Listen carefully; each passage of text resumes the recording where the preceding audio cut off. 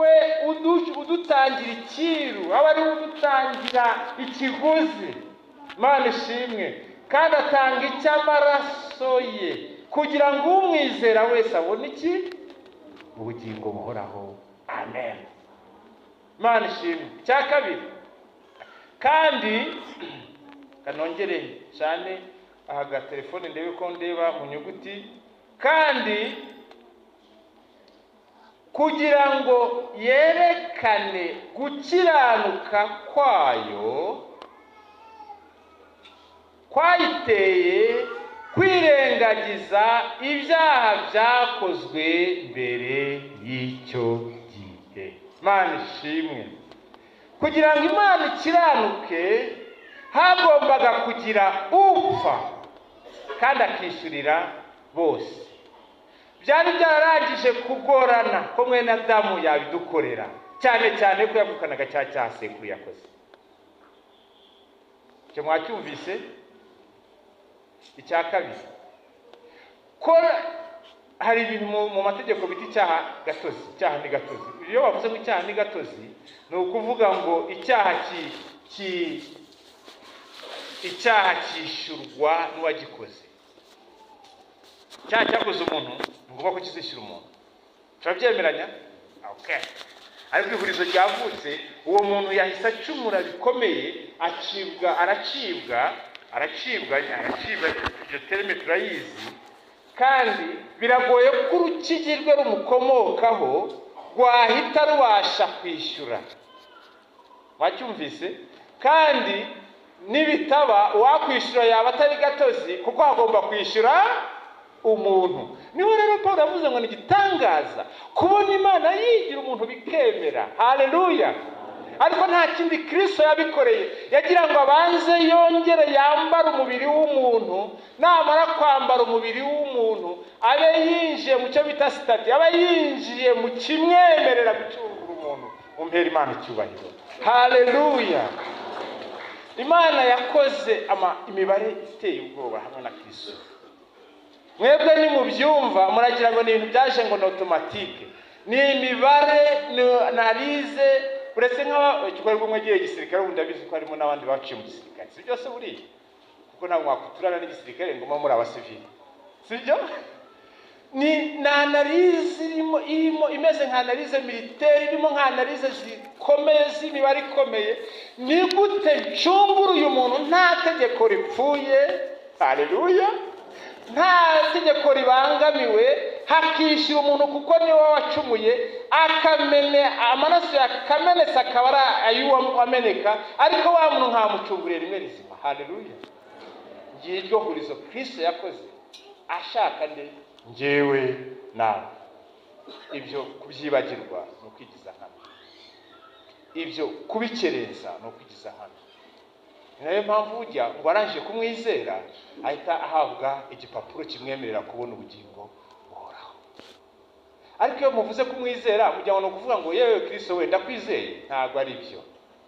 Ni ukwemera ko urupfu yapfuye rusarutya, nta wundi yapfiraga atatemberaga ari we yapfiraga. Ariko nuza gusoma Yohana abyandika mu butumwa bwiza 3:36 yaravuze ngo umwizera afite ubugingo buhoraho, ngo ariko utamwumvira nta bugingo buhoraho afite. Ibyo nuwakurikirana ayo magambo abiri wahitamo wumvamo ikindi kintu. Kumwizera kiguhesha amahirwe yo kwitwa umwana w'Imana, kandi kumwizera no kwizera amaraso, no kwizera icyabaye ku musaraba. Kumwumvira kikaguha amahirwe yo kubigumamo ukabona ubugingo buhoraho. Ndaza kukivuga nsoza, aho kajambo kanyuma ndaza kuvuga nsoza. Nguwo rero umwami wacu. Uyu mwami wacu ntagiye kure, reka mbabwire ko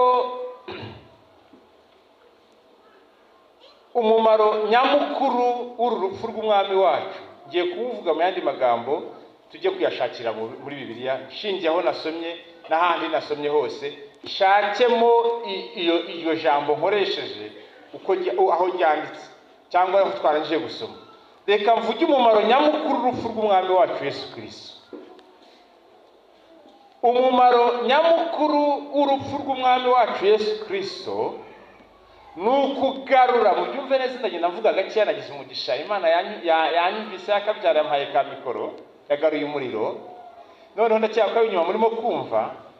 Umumaro nyamukuru w'urupfu rw'umwami wacu Yesu Kristo ni ukugarura ubusabane bw'umuntu n'Imana. Haleluya. Icyo bishatse gusobanura ntarajya kure, kera twigize kuba twegeranye imbona nkubone. Ibyo byabaye gusa mu bihe bya mbere, ibice bibiri byonyine by'iki gitabo, igice cya mbere n'icya kabiri kwa Adamu na Eva. Igice cya gatatu twari twaraje gutandukana kuko yahise ashyiraho n'abakerubu barinda iyo jaride ya Edeni.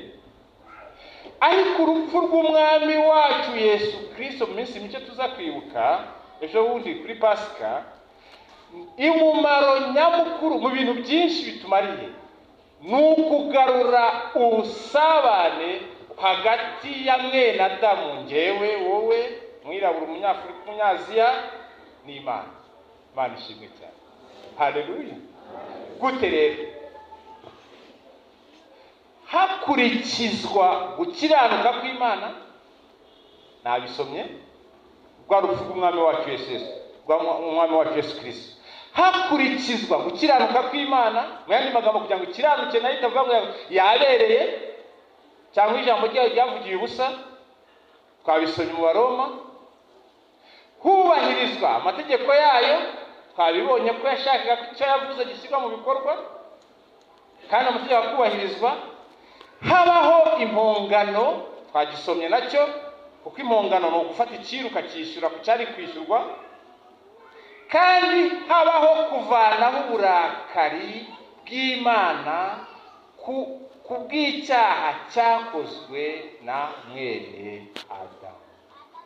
Gukuraho uburakari bw'icyaha cyakozwe nande? Na mwene Adamu. Uyu mwana mwongere bamusubize nyina atarangaza abakristo. Ibyo byose bigasozwa no kutwunga, twabisomye nayo. Imana ishimwe cyane. Ese ibyo bintu mvuze murabyumvishe? Kugira ngo ubusabane bw'umuntu n'Imana bube, habayeho kuba, kandi byaturutse ku rupfu rw'umwami wacu Yesu Kristo. Kugira ngo ukomeze mbumvishe imbaraga z'uru rupfu. Uru rupfu rwatumye habaho kunga Imana n'umuntu. Mu gute rero? Amategeko yubahirizwa, gukiranuka kubahirizwa kw'Imana, kandi no hishyurwa n'impongano, igiciro. Ariko habaho no guhanagura uburakari bw'icyaha bwari bw'Imana bw'icyaha cyakozwe, bigasozwa no guhita itwunga nayo ako kanya. Ariko ntibirangirira aho ngaho, akaba agahita ahabwa tike, ngite tike, uwo ni umwami wacu, wo guhora atunihira iminiho imbere ya Data. Murumva icyo Kristo yakoze? Murumva kwangiza icyo kintu atari kutamenya igiciro cyacyo? Kandi reka mbabwire, iyo ushaka kumenya agaciro k'ikintu ko gihenze, ureba ikiguzi, ureba igiciro cyanditseho. Ntimujya mujya mu masoko, ntimujya mujya mu supermarket, uretse ubu bapirata bakagira bate. Ariko ku bantu bageze ku rwego rwo kumenya gucuruza, bubahiriza amategeko y'ubucuruzi, buri gicuruzwa gifite igiciro cyacyo kandi kitajya gihinduka, kiba kinanditseho. Iyo ushaka kumenya guhenda kw'ikintu, ureba icyakiguze. Niba gucungurwa kwacu kwaraguzwe n'amaraso y'umwana w'Imana, ngira ngo murashaka kumva agaciro k'aka gakiza. Rero aka gakiza ntaho katatujyana, ntacyo tutatanga ngo tugakomereho, kuko tumaze kumenya ko gahenze kurusha uko tubitekereza. Imana ishimwe cyane. Nsoza rero, ko nababwiye ngo ngiye gusoza, ndashaka gusoreza muri rya jambo nakomeje mbabwira. Niba Yohana yaranditse akavuga ngo uwizera uwo mwana afite ubugingo buhoraho, ngo ariko utamwumvira, reka bisome ni ibice 336 haravuga ngo ibice 3 umurongo wa 36, uwizera uwo mwana ababonye ubugingo buhoraho, ariko utumvira uwo mwana ntazabona ubugingo, ahubwo umushinya w'Imana uguma kuri we. Iryo jambo mwacyumvise? Kwizera uyu mwana ni ukwizera iki gikorwa turimo kuvuga cyitwa urupfu ku musaraba, ni uguha agaciro iki gikorwa cyakoze. Ariko kubona ubugingo kugira ngo ubugingo buhoraho bukomezanye, kuko ubonye tikikwemerera kubwinjiramo, ariko kubukomezanya ni ukumvira uriya mwana. Bamwumvira bati? Yarabisobanuye 14 Yohana, ubutumwa bwiza bwa Yohana ibice 14, wumve umurongo wa 20. Ubutumwa bwiza bwa Yesu Kristo bwanditswe na Yohana ibice 14 umurongo wa 21. Wumve ukuntu havuga. Haravuga ngo ufite amategeko yanjye akayitondera niwe unkunda. Mwabyumvise ko yabirangije? Kumwumvira no kumukunda, kandi kumukunda no kubahiriza amategeko, kandi amategeko ye ni hariya yanditse muri kiriya gitabo. Ngukunda aya mategeko, ubahiriza aya mategeko yanjye niwe unkunda, kandi ndetse nawe aramukunda. Imana ishimwe. Kandi umunsi umwe azamuhamagara twicarane nawe. Mwabyumvise ko kumwizera ni icyambere, nayo resepase nicyo twinjizamo, ariko kubigumamo tukazana ubugingo buhoraho no kumwumvira. Waruzi ibiyo ngiye kubivuga ngabanyije kuko birambabaza. Waruzi ko ari abantu bafite ingeso nziza bagenda neza muri iyi sosiyete, ariko batizera umwami wacu. Iyo usomye ririya jambo rinyereka ko abo dukwiriye kubasengera cyane no kubingingira bakizera umwami wacu, kuko uzabona ubugingo buhoraho n'uwizera umwami wacu. Haleluya. Ariko namwe mbabwire bantu mwarangiye kumwizera, ko ntabwo baba barabatijwe amazi menshi utaramwizera. Nutamwumvira uri kuri, kandi kumwumvira no gukunda amategeko ko yanditswe muri iki gitabo, udateshutse iburyo cyangwa ibumoso. Cyane cyane ko tugeze mu binyejana turimo kugira gute kwiyorohereza ngo byakoze benshi. Reka mbabwize ukuri, ubukana bw'icyaha ntibumarwamo ubukana bwacyo n'ubwinshi bw'abagikoze. Kera mfite umukecuru wakijwe kera, kwa kundi abantu bakunda kuza mu rusengero, nako basabanye bavuye mu masengesho, bagize ikindi gikorwa bakoze, bakahurira hamwe bagasangira icyo bafite. Umunsi umwe baza gusangira igikoma,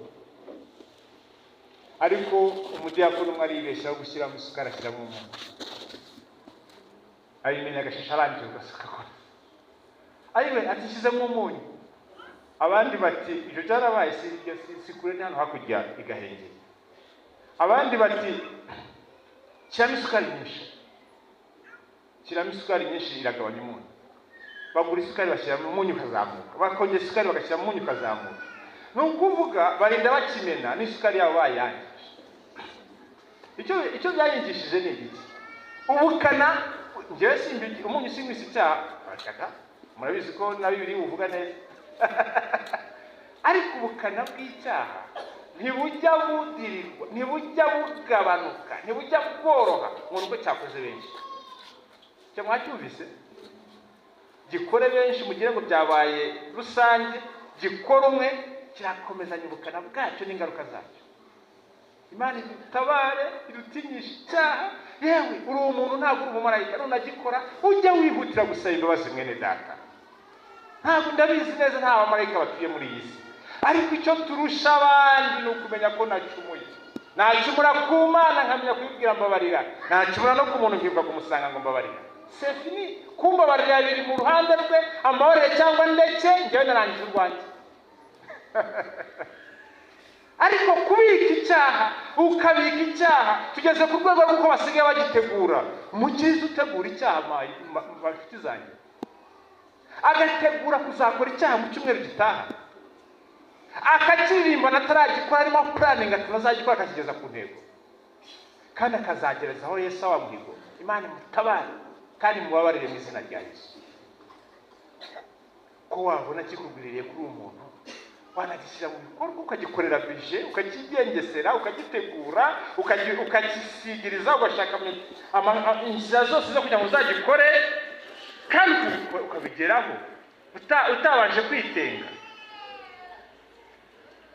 Imana igutabare niba urimo izina rya Yesu. Ariko uwizera uwo mwana afite ubugingo buhoraho ndetse umwumvira azabubona. Kuko mwatanga ijambo rikomeye riri munsi kuri biriya bice bitatu umurongo wa 30 ibice bitatu umurongo wa 36 rikomeye nshaka kugira ngo turisengeremo. Riravuga ngo ahubwo umujinya w'Imana uguma kuri. Ndabifuriza abanyabusanza mwirinde umujinya w'Imana. Icyo yakoze yagikoze rimwe kandi buri gihe twebwe atabara. Yari yatugerageje yashizemo inzira nyinshi agenda tugerageza ngo arebe ko yaturokora bigenda binanirana. Ageraho agenda ategura ubwoko akagira avuga ati none afata uzakomoka kuri Aburahamu aterura Aburahamu n'abazamukomoka ahubwo ni inzu ya Yakobo. Birangana Yesu yaje nayo bimaze kwanga ayohereza umwana wayo aribyo navuze kugira ngo ducungurire rimwe rizima tunanirwe ariko twarangije kubona resepase nabwo turacyabi curika bavandi ngo tumvire uyu mwana umujinya w'Imana uramutegereje. Ariko simbibifuriza mu izina rya Yesu. Kandi reka mbabwire niba yaravuze ko azaza akaba yaraje akigira umuntu bagahanura ko azamanikwa ku giti bikaba umunsi wa gatatu akazuka kandi agasubira mu ijuru no kugaruka dutegereje biri hafi. Ndabifuriza gukomeza gutegereza kandi no kuzirikana ko anatinze igare ryo ryaza. Imana rero dufashe kandi Imana iturinde ko ibi